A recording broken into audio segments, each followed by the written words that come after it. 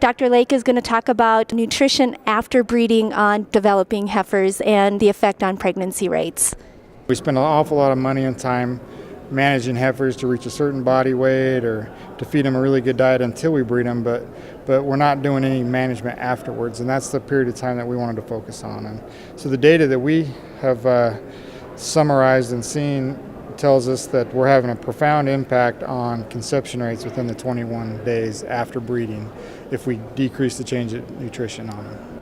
So some of the research shows that if you even maintain the heifers or put them on a maintenance diet or a restricted diet after nutrition, we were seeing a reduced conception rate. Is that correct? Yeah, that's correct. I don't really think it matters how much we were losing them. I think it matters that they went from a pretty high plane of nutrition to a decrease. Even if that level of nutrition is adequate for their requirements, it's still not as good as it was. And I think it's that change in nutrition that is affecting them. We can start to adapt them to a lower energy diet a month or two before we breed them. Still have them on a good diet, mostly forage diet, and start getting them acclimated to a lower plane of energy, maybe right prior to breeding would help.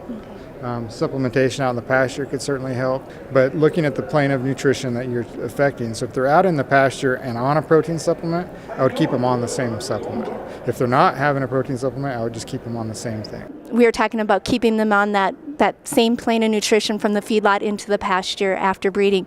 How many weeks should they be on that type of plane of nutrition? Physiologically, we know that there are really critical events for pregnancy occurring. Well, we get out to day 15 and we're talking maternal recognition of pregnancy. We get out to day 30, from 17 to 30, 35 is implantation.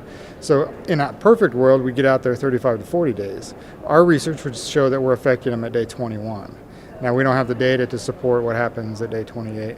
I would guess that the closer we get to that 30, 35, the impact of that's going to go down. I think our big impact is up front, and then it would probably slowly taper off.